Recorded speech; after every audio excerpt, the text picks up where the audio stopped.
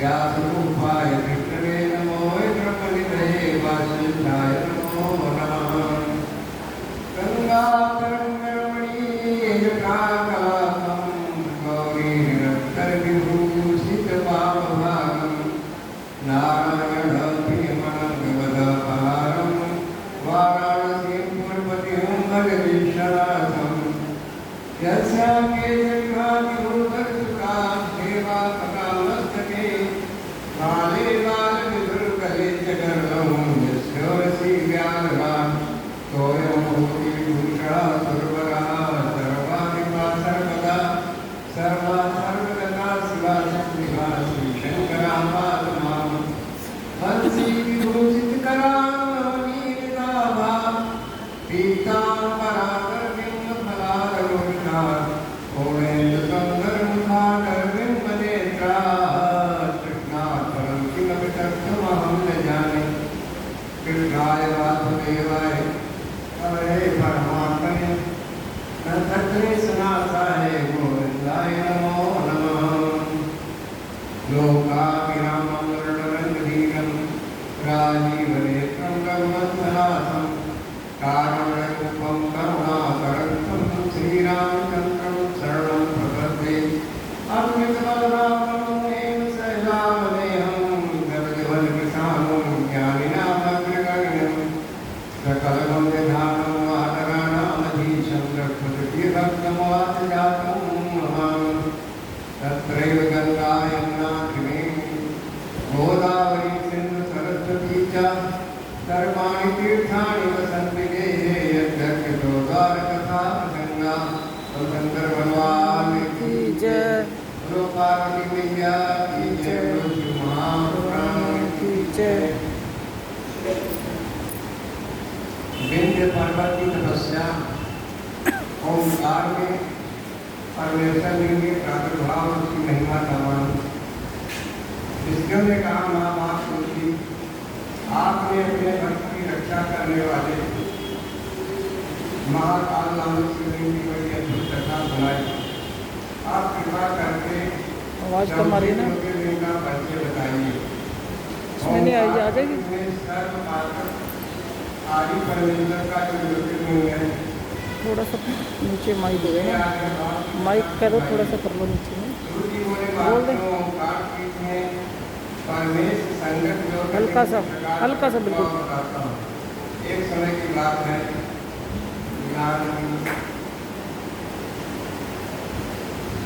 समय की बात है, नारद मुनि गोकर्ण नामक शिव के समीप जाकर के बड़ी भक्ति के साथ उनकी सेवा करने लगे।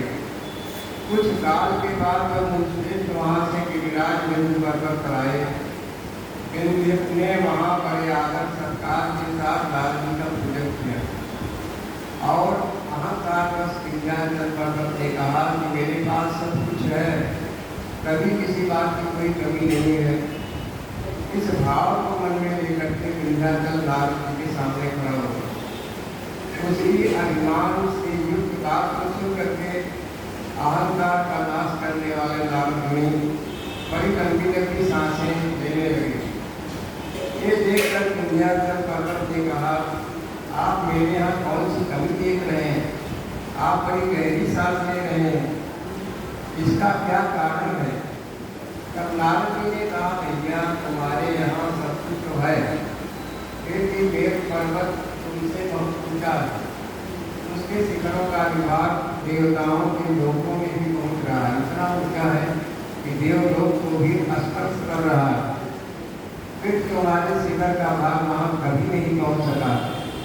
सूर्य जी कहते हैं ऐसा कह करके नारद जी तो वहाँ से जैसे आए थे वहाँ से वापस चले गए। परंतु विंध्याचल पर्वत के मन में मेरे जीवनाथ को धिक्कार में ऐसा सोचा हुआ मन ही मन संतप्त हो गया। उसका हृदय चलने लगा, अच्छा मैं दूसरा भगवान शंभु की आराधना करूँगा और ऐसी तपस्या करूँगा। ऐसा हार्दिक निश्चय करके वो भगवान शंकर की शरण में गया। इसके बाद वहाँ साक्षात ओंकार की स्थिति है, वहाँ प्रसन्नतापूर्वक जाकर के उसने भगवान भोलेनाथ की पार्थिव मूर्ति बनाई और 6 महीने तक लगातार भोलेनाथ की आराधना तपस्या करता रहा, अपनी जगह से हिला तक नहीं। विंध्याचल की ऐसी तपस्या को देख करके पार्वती प्रसन्न हो गई। उन्होंने विंध्याचल को अपना वो स्वरूप दिखाया जो योगियों के लिए भी दुर्लभ है। वह प्रसन्न होकर के उस समय उससे बोले, यदि तुम मनोवांछित वर मान लो, मैं भक्तों को अभी वर देने वाला हूँ। मैं पार्वती जी के साथ आपके पास आया हूँ। विंध्याचल बोले, देवेश्वर शंभो, आप सदा ही भक्तवत्सल हैं, भक्तों पर कृपा करते हैं। यदि आप मेरे ऊपर प्रसन्न हैं तो मुझे ऐसी बुद्धि प्रदान कीजिए जो अपने कार्य को सिद्ध करने वाली, जिस कार्य में मैं हाथ लगाऊं सब सिद्ध होकर रहे। भगवान शंभु ने उसे उत्तम वरदान देकर कहा, जैसा तुम चाहो वैसा करो। इसी समय देवता तथा निर्मल अंतःकरण वाले ऋषि वहाँ पर आ गए। शंकर जी की पूजा करके बोले, करो आप यहाँ स्थिर रूप से निवास करिए। देवताओं की बात को सुन करके परमेश्वर से प्रसन्न हो गए और लोगों के कल्याण की इच्छा से उन लोगों की प्रार्थना को स्वीकार किया और पार्वती के रूप में वहाँ पर स्थित हो गए। अब ओंकार नाम से विख्यात हुई और पार्थिव मूर्ति में जो शिव ज्योति प्रतिष्ठित हुई, जो शक्ति आई उसके अंदर, उसको अमलेश्वर कहते हैं। ओंकार और परमेश्वर दोनों शिवलिंग भक्तों की को अभिष्ट फल देने वाले। जो गए हैं वहाँ देखे होंगे, नदी की इस तरफ जो है ओंकारेश्वर है, उस तरफ अमलेश्वर है। दोनों की पूजा करने का तात्पर्य है कि हम एक रूप में शिवलिंग की पूजा करते हैं। जब तक दोनों की पूजा न करो तब तक तपस्या साधना पूजा पूरी नहीं होती। इसके बाद देवता अपने स्थान पर चले गए। विंध्याचल की अधिक प्रसन्नता का अनुभव करने लगा। उसने अपने अभीष्ट कार्य को सिद्ध किया। उसका मानसिक संताप मन में उसके हलचल हो रही थी, हो गई। अब केदारेश्वर तथा भीमशंकर नामक ज्योतिर्लिंग की प्रादुर्भाव की कथा है। बुद्ध कहते हैं कि ब्राह्मणों, भगवान विष्णु के जो नर नारायण नाम के दो अवतार हुए हैं और भारत वर्ष के बद्रीनाथ तीर्थ में तपस्या करते हैं, उन दोनों ने पार्थिव शिवलिंग बना करके उसमें स्थित होकर के पूजा करने के लिए भगवान भोलेनाथ से प्रार्थना की कि जो मैं पार्थिव शिवलिंग बना रहा हूँ उसके आप स्थित हो जाएंगे और यहाँ आकर के हमारी पूजा को स्वीकार करिए। जब उन दोनों के पार्थिव पूजन करते करते बहुत दिन बीत गए, बहुत साल बीत गया। तब एक समय परमेश्वर शिव ने प्रसन्न होकर के कहा, मैं तुम्हारी आराधना और तपस्या से संतुष्ट हूँ, तुम दोनों में से कोई वर मांगो। उस समय उनके ऐसा कहने पर नर और नारायण लोगों के हित की कामना की इच्छा से देवेश्वर यदि आप मुझ पर प्रसन्न है और मुझे वर देने के लिए आए हुए हैं तो अपने स्वरूप से पूजा ग्रहण करने के लिए यहाँ पर स्थित हो जाइए। शिवलिंग के रूप में आप हमेशा यहाँ पर प्रतिष्ठित हो जाइए। उन दोनों भाइयों के नर नारायण के इस प्रकार अनुरोध करने पर कल्याणकारी महेश्वर हिमालय के उस केदार नाम पीठ में स्वयं ज्योतिर्लिंग के रूप में प्रतिष्ठित हो गए। उन दोनों से पूजा पार करके संपूर्ण और भय का नाश करने वाले संपूर्ण लोगों का उपकार करने लगे। वह दर्शन और पूजन करने वाले भक्तों को सदा इच्छा पार कर देने वाले। उसी दिन से लेकर के इसने भी भक्ति भाव से केदारनाथ में जाकर के भगवान भोलेनाथ की पूजा किया। उसके लिए शब्दलेखी कभी जो नहीं आया, जो भगवान शिव का प्रिय भक्त वहाँ शिव के निकट जा करके शिव के रूप से अंकित बने, वहाँ पर एक कड़ा मिलता है केदारनाथ में। उस कड़ा को अगर ले करके भक्ति भाव से भोलेनाथ के ऊपर चढ़ाया जाए तो उसको भला ही स्वरूप का दर्शन करके समस्त पापों से मुक्त हो जाता है। चाहे जितने पास लिए हो उसे मुक्ति मिल जाती है और जीवन मुक्त हो जाता है। जो बद्रीनाथ की यात्रा करता है, बद्रीवन की यात्रा करता है, उसे भी जीवन मुक्ति प्राप्त होती है। नर और नारायण के कथा केदारेश्वर शिव के रूप का दर्शन करके मनुष्य मोक्ष का भागी होता है। जो केदारनाथ के शरीर का दर्शन कर लेता है उसे मुक्ति मिल जाती है, आवागमन से मुक्त हो जाता है। वहाँ का थोड़ा सा भी जल अगर वो शिवलिंग पर चढ़ा हुआ जल पी लेता है तो फिर इस संसार में जन्म नहीं लेता। ब्राह्मणों, इस भारतवर्ष में संपूर्ण जीवों को भक्ति भाव से भगवान भोलेनाथ की पूजा करनी चाहिए। अब मैं भीम शंकर जो है ज्योतिर्लिंग इनका महात्मा बताऊंगा। काम को देश में लोक हित की कामना से, जन कल्याण की भावना से साक्षात भगवान शंकर ज्योतिर्लिंग के रूप में अवतरित हुए। उनका वो स्वरूप कल्याण और सुख का आश्रय है, सुख देने वाला। ब्राह्मणों पूर्व काल में एक महापराक्रमी राक्षस हुआ था जिसका नाम भीम था। वो सदा धर्म का निष्कर्ष करता था। जहाँ पर धार्मिक कृत्य होते थे, विधान होते थे, कोई तपस्या साधना करता था, वहाँ तीर्थ पैदा करता था और करने वालों को दुख पहुँचाता था। वो महाबली राक्षस को पकड़ने के, रावण के भाई को पकड़ने के भीड़ से और कर्कटी के राक्षसी के गर्भ से उत्पन्न हुआ तथा अपनी माता के साथ सह नामक पर्वत पर सदा निवास करता। एक दिन समस्त लोगों को दुख देने वाला वो भयानक राक्षस भीम अपनी माता से पूछता है कि माँ, मेरे पिताजी कहाँ? तुम अकेली यहाँ कैसे रहती हो, क्यों रहती हो? मैं ये सब जानना चाहता हूँ।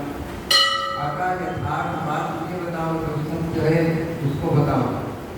कर्कटी बोली, देखो बेटा, रावण के छोटे भाई कुंभकर्ण मेरे पिता थे।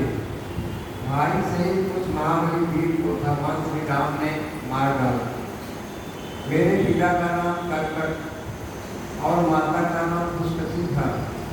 विराट मेरे पति थे जिन्हें पूर्व काल में भगवान राम ने मार डाला।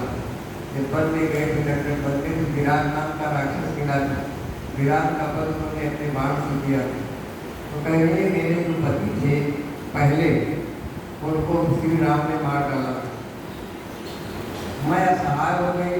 अपने प्रिय स्वामी के मारे जाने पर मैं अपने माता पिता के साथ रहने लगी। एक दिन मेरे माता पिता अगस्त मुनि के शिष्य जो हैं सुधीश नाम है, जिनका राष्ट्रिक मानस में वर्णन है अरण्यकांड में, तो उनको खाने के लिए वो मेरे पिताजी गए शिकार करने के लिए।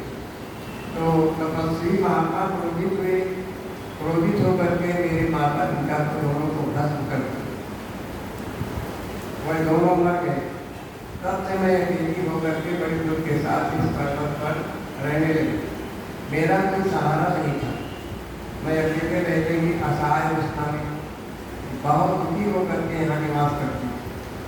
उसी समय एक समय की बात है, रावण का भाई कुंभकर्ण आया जो महान बल पराक्रम से संपन्न था और उन्होंने बलात् जबरदस्ती मेरे साथ समागम किया।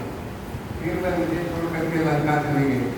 इसके बाद तुम्हारा जन्म हुआ। तुम्हारे पिता जो है कुंभकर्ण है। इसके बाद तुम भी पिता के समान ही महान पराक्रम और बलशाली हो। अब मैं तुम्हारा ही सहारा लेकर के अपना समय काट रही हूँ, अपना समय बिता रही हूँ। तुम भी कहते हैं कि ब्राह्मणों, कर्कटी की यह बात सुन करके भयानक पराक्रमी भीम बड़ा क्रोधित हो उठा और ये बात सुन करके विचार करने लगा कि मैं कृष्ण के साथ कैसा बर्ताव करूँ। इन्होंने मेरे पिता को मार डाला, मेरे नाना नानी को भी मार डाला, विराट को भी मार डाला। इस प्रकार मुझे बहुत दुख इनके द्वारा मिला हुआ। यदि मैं अपने पिता का पुत्र हूँ, संकल्प लेता तो मैं भगवान को अवश्य पीड़ा पहुँचाऊँ। ऐसा निश्चय करके भीम महान तपस्या करने के लिए सैगिर पर्वत पर चला गया और उसने ब्रह्मा जी की प्रसन्नता के लिए 1000 वर्ष तक तपस्या की। तपस्या के साथ साथ वो मन ही मन में अपने इष्टदेव भगवान भोलेनाथ का ध्यान करता था। तब लोग पितामह ब्रह्मा उसे वर देने के लिए आए और इस प्रकार बोले। ब्रह्मा जी ने कहा, भीम के ऊपर प्रसन्न, तुम्हारी जो इच्छा हो उसके अनुसार कर मांगो। भीम बोला, देवेश्वर, यदि आप उस पर प्रसन्न हैं, वर देना चाहते हैं, तो आज मुझे ऐसा बल दीजिए, आधुनिक बल चाहिए जिसके संसार में किसी के साथ तुलना न हो सके, समानता न हो सके। गुरु जी कहते हैं, ऐसा कहकर के राक्षस ने ब्रह्मा जी को नमस्कार किया और ब्रह्मा जी भी उसे इच्छानुसार वर दे करके अपने धाम को सत्यलोक को चले गए। ब्रह्मा जी से अत्यंत बल पा करके राक्षस अपने घर को आया और अपनी माता के पास आकर के बड़े गर्व के साथ बोला, माँ, अब तुम मेरा मत देखोगी, मैं ये प्रयाग देवताओं तथा इनकी सहायता करने वाले भगवान विष्णु को भी पराजित कर दूंगा, इनका संहार कर दूंगा। ऐसा कहकर के भयानक पराक्रमी वीर ने सबसे पहले देवराज इंद्र पर आक्रमण किया और उनको परास्त करके अमरावती पर इंद्र की राजधानी पर कब्जा कर लिया। ऐसा कहकर के भयानक पराक्रमी इंद्र के बाद देवताओं को जीतने लगा। उन सबको अपने स्थान से अपने धाम से निकाल करके बाहर कर दिया। देवताओं की प्रार्थना से उनका पक्ष लेने वाले श्री भगवान विष्णु को भी उसने युद्ध में पराजित कर दिया। फिर प्रसन्नता पूर्वक पृथ्वी को जीतना प्राप्त किया। जितने भी राजा थे पृथ्वी पर सबको हरा दिया। सबसे पहले वो कामरूप देश के राजा सुदक्षिण के गया, वहाँ उनको जीतने के लिए गया। वहाँ राजा के साथ भीम का बड़ा भयंकर युद्ध हुआ। फिर ब्रह्मा के वरदान आ जाने के कारण अत्यंत बलशाली भीम जो है सुदक्षिण को भी परास्त कर लिया और उनको अधिकार में अपने लेकर के बंदी गृह में डाल दिया। भगवान शिव के लिए भक्त सुदक्षिण धर्मात्मा राजा को भी कैद कर दिया। उनके पैरों में बेड़ी डाल दी, एकांत स्थान में उनको बंद कर दिया। वहाँ उन्होंने भगवान की प्रीति के लिए राजा सुदक्षिण ने पार्थिव की मूर्ति बनाया और उनका पूजन करने लगा। भजन पूजन आरंभ की। उन्होंने बारंबार गंगा जी में स्तुति की और मानसिक स्नान करके मानसिक पूजा के अनुसार भगवान शंकर की पूजा संपन्न की। विधि पूर्वक भगवान शिव का ध्यान करके भगवान शिव का पंचाक्षर मंत्र ओम नमः शिवाय का जप करता रहा। अब उन्हें दूसरा कोई काम करने के लिए अवकाश नहीं मिलता था। उन दिनों उनकी साध्वी पत्नी राजवल्लभा दक्षिणा, तो दक्षिणा की पत्नी का नाम दक्षिणा था, प्रेम पूर्वक पार्थिव पूजन किया करती थी। वह दंपति अनन्य भाव से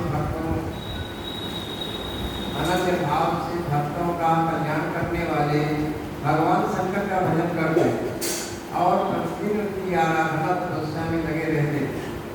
इधर और राक्षस वर के अभिमान से कोई तो करती है कि धर्म का लोग करने लगा और सबसे कहने लगा, तुम लोग सब कुछ दे दो, जो देवताओं का भाग है वो सब मुझे ही दिया करो। मैं देवताओं को पराजित करके पृथ्वी का अकेला अधिपति हूँ, धर्म सम्राट हूँ।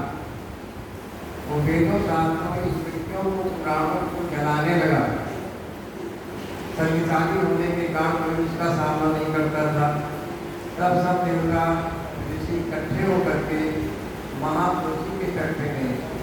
महापुरुषी का तट बहुत सा गंगा जी का किनारा काशी, वहाँ पर गए और उनकी आराधना करने लगे, उनकी स्तुति करने लगे।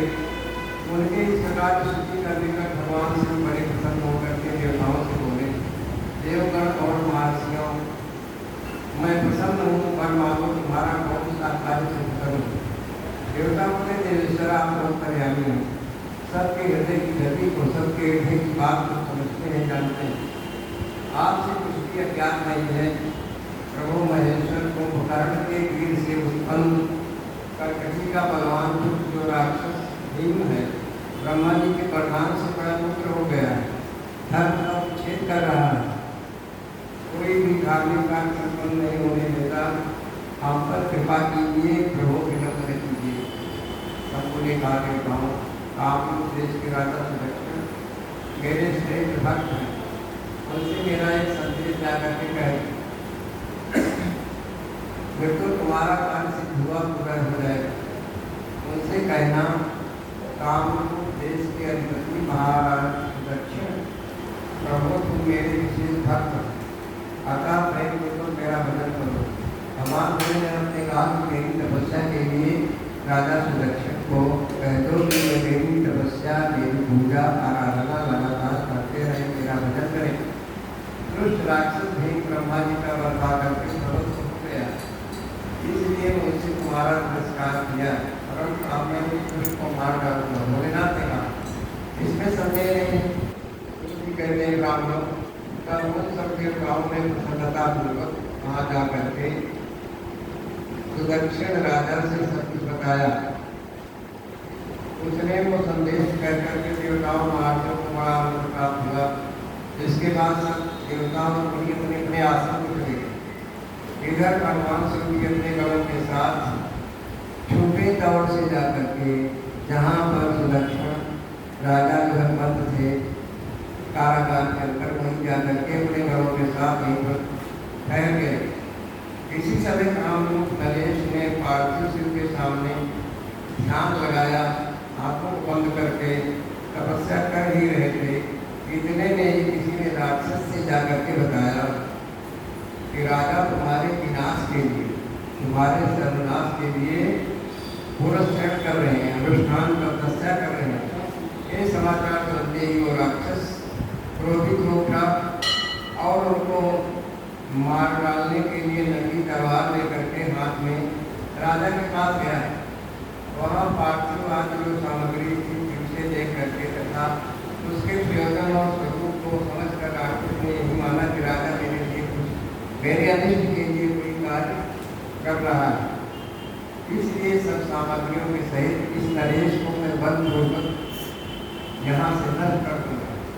ऐसा विचार करके क्रोध में उन्मत्त होकर के राक्षस भीम ने राजा को डाका फटकारा, अरे तुम ये क्या कर रहे हो, मेरे सर्वनाश के लिए तुम तपस्या कर रहे हो।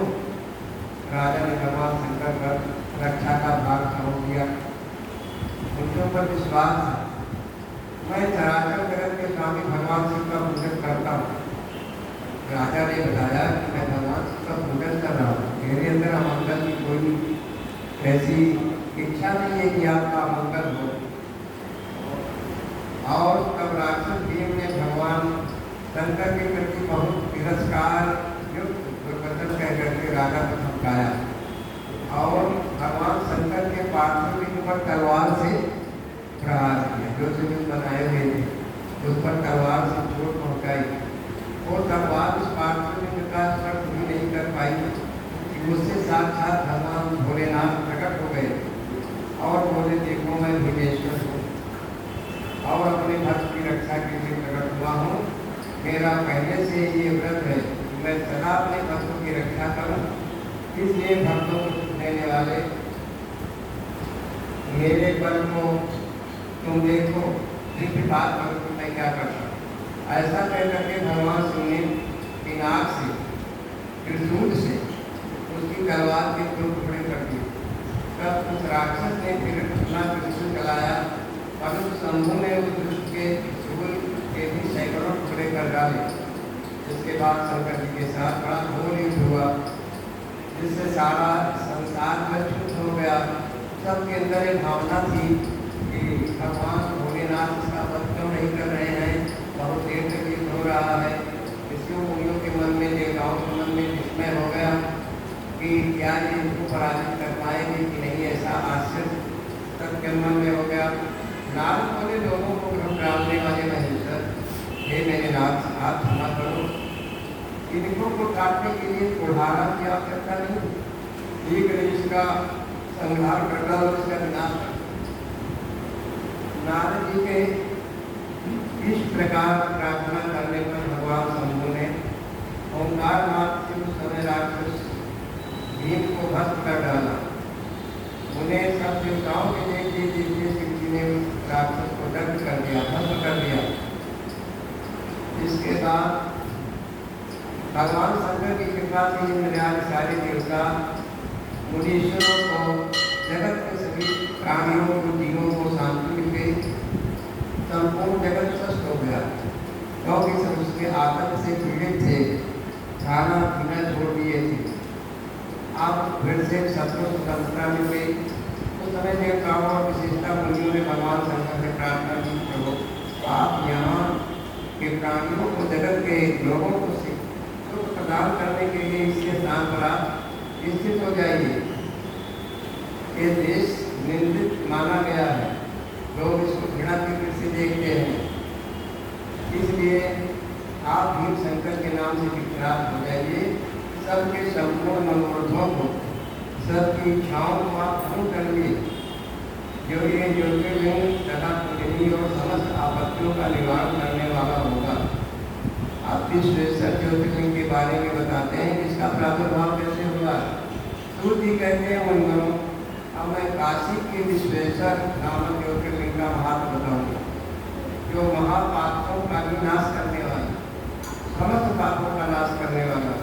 तुम लोग सुनो, इस पृथ्वी पर जो कोई भी वस्तु दृष्टिगोचर होती है वो सच्चिदानंद स्वरूप निर्विकार सनातन ब्रह्म। संसार में इन आँखों से जो भी वस्तुएं हम देख रहे हैं तो भगवान भोलेनाथ की कृपा से ही मिली हुई है, स्थित है। आपने कैवल्य अद्वैत भाव में ही रमने वाले और अद्वितीय परमात्मा में कभी एक से दो होना जाने की इच्छा। परमात्मा से भी अधिक से शक्ति है, जिनका निराकार स्वरूप है, वह जगत के कल्याण के लिए अपना अवतार लेने के लिए आए। जब भगवान भोलेनाथ का अवतार हो गया तो उसके बाद उनके मन में इच्छा हुई कि हम एक से दो बोलना। तो जब जागृत हुई कि वही परमात्मा सकल रूप में प्रकट होकर के कहलाए, वैसे ही पुरुष और स्त्री दो रूपों में प्रकट हो गए। एक शरीर से स्त्री, आधे शरीर से पुरुष। भगवान भोलेनाथ को अर्धनारीश्वर भी कहते हैं। वैसे ही पुरुष और स्त्री दो रूपों में प्रकट हो गए। उनमें जो पुरुष था उसका नाम शिव, और जो स्त्री हुई उसे शक्ति कहते हैं, जो पार्वती का स्वरूप है, इसीलिए शिव शक्ति कहते हैं। शिव को शक्तिमान कहते हैं और शक्ति माने पार्वती। शक्ति के बिना शक्तिमान कुछ भी नहीं है। जब शक्ति नहीं है, जब 87,000 वर्ष के लिए भगवान भोलेनाथ ने लगा दी समाधि, उस समय किसी को न वरदान दिए हैं, क्योंकि जो शक्ति थी उनसे अलग हो गई। उनमें जो पुरुष था चिदानंद स्वरूप शिव और शक्ति ने स्वयं आदिष्ट रह करके स्वभाव से ही तो प्रकृति और पुरुष की सृष्टि की। भगवान भोलेनाथ की कृपा से प्रकृति और पुरुष की सृष्टि में। प्रकृति क्या है? प्रकृति ये हमारी धरती है, जिससे अंकुरित बीज जो है पैदा होगा। वैसे स्त्री भी पृथ्वी का ही स्वरूप है, इसीलिए औरत के लिए ये कहा गया है वो लेट करके किसी भी देवता को प्रणाम न करें। तो ये जो भाग है ये चिंता नहीं होना चाहिए, पृथ्वी पर स्पर्श न करें, क्योंकि वो भी पृथ्वी जैसे माँ है, ऐसे वो भी जननी है, इसलिए कहा गया। तो जब प्रकृति और पुरुष की सृष्टि हुई तो मुनिवरों को दोनों माता पिताओं को उस समय सामने न देख करके वह दोनों प्रकृति और पुरुष महान संशय में पड़ गए। दोनों को पैदा किए, लेकिन उत्पन्न करने वाला जो भोलेनाथ थे वो कहीं दिखाई नहीं दे रहे। बड़े किस्मत पड़ गए कि प्रकृति है, पुरुष हम दोनों को तो उत्पन्न किया है, पर वो दिखाई नहीं पड़ रहे हैं जो परमात्मा। उसी समय आकाशवाणी होती है तो दोनों को तपस्या करनी चाहिए, यानी प्रकृति और पुरुष दोनों अपने अपने जगह पे जाके तपस्या करो, फिर तुमसे परम उत्तम सृष्टि का विस्तार होगा, क्योंकि पुरुष और प्रकृति द्वारा ही सृष्टि का सृजन हुआ है। तब वह प्रकृति और पुरुष माने जो स्त्री पुरुष भोलेनाथ ने अपने प्रभाव से उत्पन्न किया था, वो दोनों बोले प्रभु शिव तपस्या के लिए कोई स्थान नहीं है, कहाँ पर तपस्या करें, फिर हम दोनों इस समय कहाँ स्थित है होकर आपकी आज्ञा की प्रार्थना करें। भगवान भोलेनाथ से प्रार्थना करते हैं। वीरपुर शिव ने तेज के साथ 5 कोस लंबे चौड़े सूर्यों सुंदर नगर का निर्माण किया। 5 कोस की एरिया में क्षेत्रफल में काशी है।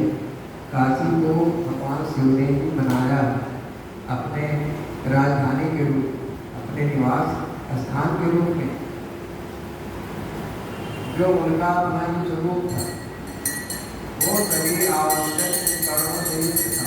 उस नगर का निर्माण करके उन्होंने दोनों को आदेश दिया कि आप करके स्वच्छंद रूप से यहाँ पर तपस्या करिए, निर्भीक, कोई आपको किसी भी प्रकार की असावधानी और किसी प्रकार का विरोध नहीं सहना पड़ेगा।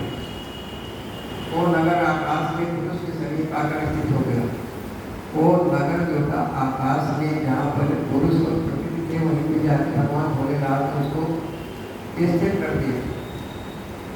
वो नगर श्री हरि ने उस नगर में स्थित होकर के सृष्टि की। भगवान विष्णु ने सृष्टि की रचना की, कामना से सीता ध्यान करते हुए बहुत वर्षों तक कर किया। उस समय परिश्रम के कारण उनके शरीर से स्वयं जल की धाराएं प्रकट हुई। अब सृष्टि का निर्माण प्रकृति और पुरुष के द्वारा हुआ। भगवान जो विष्णु है उन्हीं के शरीर से अनेक प्रकार की जल की धाराएं प्रकट हुई, बहने लगी, बहते पूरा ब्रह्मांड, पूरी पृथ्वी जो है जल से भर गई। मतलब हर जगह पर जल, air and air everywhere, water is water, हर जगह पर जल ही जल पर। तो उसमें भगवान विष्णु सो जाते हैं, आलस पर सो जाते हैं और बहुत काल तक सोते रहते हैं। और फिर उसमें से उनकी नाभि से कमल उत्पन्न होता है। वो कमल हजारों पंखुड़ियों वाला होता है। उस पर ब्रह्मा जी जब बलती होती, ब्रह्मा जी आकर के बैठते। उस काम शिव का ध्यान करते हुए बहुत वर्षों तक तब क्या उस समय परिश्रम के कारण उनके शरीर से स्वयं जल की अनेक धाराएं प्रकट हुई। वहाँ कुछ भी नहीं दिखाई देता था, केवल जल। एक ऐसी अद्भुत वस्तु दिखाई देती है उस समय। इस आचरण को देख करके उन्होंने अपना सिर हिलाया। तब विष्णु भगवान जब जगे तो उन्होंने अपना सिर ऐसे हिलाया, जिससे उन प्रभु के सामने उनके कान की एक मणि गिरी। कान में जो कुंडल था उसकी मणि खिसक करके उस गंगा के किनारे पर जाकर गिरी। उसी को मणिकर्णिका घाट कहते हैं, जो परम पवित्र है। वो एक तीर्थ के रूप में हो गया। सब जब पूर्वोक्त जलराशि में वो सारी पंचकोशी डूबने और बहने लगी, तब इतना जल था कि वो 5 कोस की जो काशी थी उस जल में डूबने लगी, बहने लगी जल के सहारे। तो भगवान भोलेनाथ ने उस काशी नगरी में उठा करके एक त्रिशूल परिस्थित कर दिया। इसीलिए कहते हैं कि काशी की नगरी जो है वो त्रिशूल पर भगवान भोलेनाथ की स्थित है। जब प्रलय होता है तब वो नष्ट नहीं होती है, वैसे तो ऐसे बनी रहती है। फिर विष्णु अपनी पत्नी प्रकृति के साथ यानी लक्ष्मी के साथ वहीं पर सोए। तब उनकी नाक से कमल प्रकट हुआ, कमल से ब्रह्मा उत्पन्न हुए। उनकी पत्नी ने भी शंकर जी के आदेश के कारण हुआ था। इसके बाद उन्होंने सृष्टि आज्ञा पा करके अद्भुत क्या करके भगवान से ने कहा आप सृष्टि की रचना करके ब्रह्मा जी ने ब्रह्मांड में 14 भूत बनाए। हमारे इस जो कहा गया ब्रह्मांड में 7 भुवन तो नीचे है पृथ्वी के, 7 ऊपर। इस प्रकार 14 भुवन ये पृथ्वी के नीचे भी सात आवास रहने के लिए पृथ्वी जैसे ही स्थान और पृथ्वी के ऊपर भी 7 ऐसे स्थान है। तो 14 भुवन माने होता है भवन या धाम। ब्रह्मांड का विस्तार महर्षियों ने 50 करोड़ योजन का बताया। ये हमारा जो ब्रह्मांड है 50 करोड़ योजन का बताया गया। ब्रह्मांड के भीतर कर्म पास से बने हुए प्राणी मुझे कैसे प्राप्त कर सकेंगे, ये सोच करके भगवान भोलेनाथ ने सोचा कि ये ब्रह्मांड के अंदर जितने जीव हैं, जितने प्राणी हैं, जितने मनुष्य हैं, सूर्य नर मुनि देवता हैं, ये मुझको कैसे प्राप्त कर पाएंगे। ये सोच करके उन्होंने मुक्ति प्रदान करने वाली पंचकोशी को इस जगत में छोड़ दिया। यहाँ जो भी आकर के तपस्या करेंगे, गंगा जी में स्नान करेंगे, एक रात की सेवन करेंगे यहाँ आकर के, तो वो जीवन से मुक्त हो जाएंगे। तो ये पंचकोशी काशी लोक में कल्याण करने वाली, कर्म बंधन का नाश करने वाली, ज्ञान को देने वाली, काशी को ज्ञान की नगरी कहा गया। यहाँ सभी भाषाओं में शिक्षा मिलती है। कर्म बंधन का नाश भी होगा। जो कर्म के बंधन में बंधे हुए हैं, संसार के बंधे हुए हैं, अपने भूल जन्म के प्रारंभ और कर्मों के बंधन को काटने वाली काशी नगरी है। इसलिए मुझे परम प्रिय, भगवान भोलेनाथ कहते हैं मुझे परम प्रिय है। इसलिए मेरे अनुसार हरे कृष्ण भगवान तुम्हें कभी क्षेत्र का त्याग नहीं करना चाहिए। इस मेरी नगरी में सदा सदैव आपको निवास करना चाहिए। ऐसा कर करके भगवान भोलेनाथ ने काशी पुरुष को स्वयं अपने त्रिशूल से उतार करके फिर मृत्युलोक में स्थापित कर दिया, जगत में छोड़ दिया। ब्रह्मा जी का एक दिन पूरा होने पर जब सारे संसार का प्रलय हो जाता है, ब्रह्मा का एक दिन कब बीतता है, जब पूरा संसार में प्रलय आ जाती है, कुछ भी नहीं बचता, तो एक दिन उनका पूरा होता है।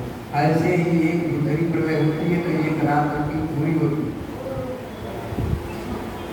तब भी निश्चय इस काशी नगरी का नाश नहीं होता।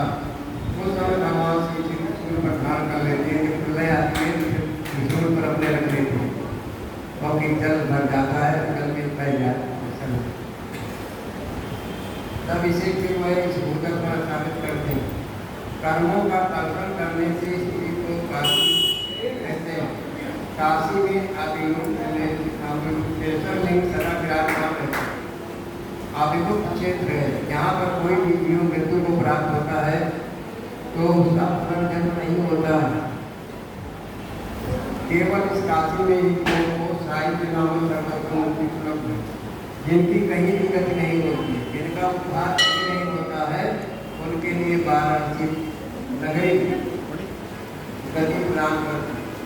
महापरमयी पंचकोशी करोड़ों हत्याओं का नाश करने वाली, छोटी मोटी नहीं, करोड़ों हत्या उन हत्याओं का विनाश करने वाली काशी। यहाँ सारे अमरगढ़ माने देवता भी मरने की इच्छा करते हैं। देवता भी लालायित होते हैं कि मैं काशी में जाऊँ और वहाँ काशी में निवास करूँ, सेवन करूँ। फिर दूसरों की बात ही क्या है। ये शंकर की प्रिय नगरी काशी सदा भोग और मोक्ष प्रदान करने वाली है।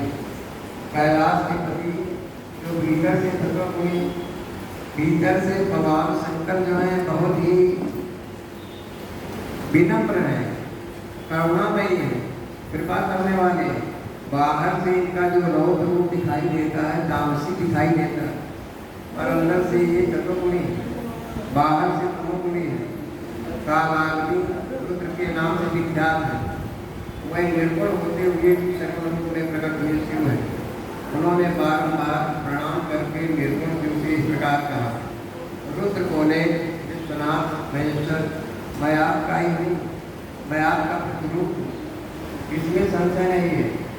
नाम महादेव आत्मज पर कृपा कीजिए। आत्मज कहते जो अपनी आत्मा से जुड़ा हुआ हो। रुद्र कह रहे हैं कि मैं आपका आत्मज हूँ, मैं आपका पुत्र हूँ, आप मेरे पिता हैं। जगत में लोग की इच्छा से आपको सदा ही रहना चाहिए।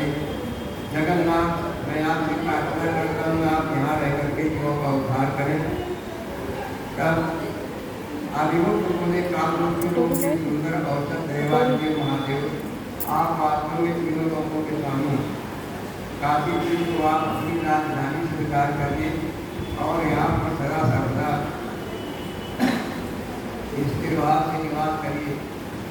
उमा सही सदा यहाँ पर विराजमान है। यही हम सब देवताओं की उनकी इच्छा है। सदा से बात संसार सागर से बात करते कहते हैं भगवान भोलेनाथ, मैं बारंबार प्रार्थना करता हूँ आप अपने भक्तों का कार्य करें।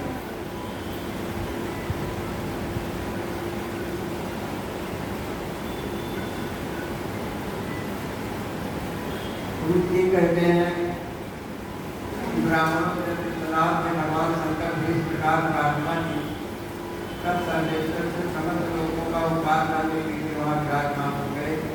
दिन दिन से भगवान शिव काशी में आ गए, शिवलिंग के रूप में विराजमान हो गए। उसी दिन से काशी सर्वश्रेष्ठ पूरी हो गई। 7 नगर भी ऐसी हैं हमारे भारतवर्ष में, जो मुख्यदायी है, अयोध्या भी है, अयोध्या भी है। ये जो नगरियाँ हैं ये मुक्ति देने वाली। कोटि कल्प काशी बसे, मथुरा वर्ष 1000, और एक निमिष सर्वजु बसे, तुलय में तुलसीदास। तुलसीदास ने कहा है कि ये गया वर्ष काशी के रहो, कोटि कल्प तक काशी के वास करो और 1000 वर्ष मथुरा में कोई निवास करो। और एक रात्रि अगर अयोध्या में किसी ने वास कर दिया, बिता दिया रात, तो उसकी बराबरी कोई कर नहीं सकती है ये जगह में। तो मन कामना से भी नर पावा, ये यह कथा कपट गजिगावा। पुराण की कथा ऐसी कि मन में छल न हो, कपट न हो, प्रेम से सुनी जाए तो मन कामना जो हमारी इच्छा है, हमारे मनोरथ है, उसको देने वाली ये कथा है। और एक क्षण, एक पल, 2 घड़ी, 1 घड़ी भी जब भी भागवत चर्चा हो उसमें हम रहें तो उसकी बराबरी कोई संसार के अन्य पूर्ण तीर्थ नहीं कर सकते। एक घड़ी आधी घड़ी आधी के घुड़ियारी, तुलसी संगत साधु की, हरि को भी अपराध करो राखो। साधु संगत क्या सत्संग है, सत्संग में आप जाएंगे, अच्छी बातें आपको सुनने को मिलेंगी। उससे क्या होगा, बहुत फायदा होगा, जीवन मुक्त हो जाएंगे। धर्म पर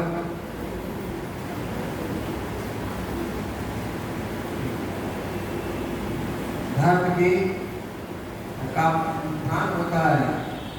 इसलिए कहा गया है कि भगवान की चर्चा जहाँ होती है वहाँ पर जा करके सुनिए, क्योंकि मधुर भजन है उस जहाँ मधुरता है, मिठास है, कथा में मिठास होती है, सुनने से ज्ञान पैदा होता है। अब कठोर वचन है तीर, श्रवण द्वार है सच्चरे, खाने से लग सभी तो कानों के द्वारा दोनों सुने जाते हैं, अच्छी बातें भी, खराब बातें भी। लेकिन जो संजीवनी का काम करती है, भगवान का नाम है, भगवान की कथा है, जिससे जीवन को एक नई दिशा मिलती है, मुक्ति का मार्ग प्रशस्त होता है। बोल शंकर भगवान की जय। ओम नमः शिवाय, ओम नमः शिवाय, हर हर भोले नमः शिवाय, ओम नमः शिवाय, ओम नमः शिवाय, हर हर भोले नमः शिवाय। जटाधराय शिव जटाधराय, हर हर भोले नमः शिवाय, नमः शिवाय, ओम नमः शिवाय, हर हर भोले नमः शिवाय।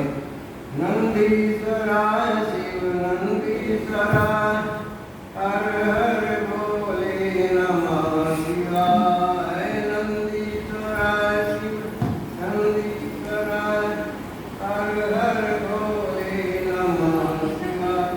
ओम नमः शिवाय, ओम नमः शिवाय, हर हर भोले नमः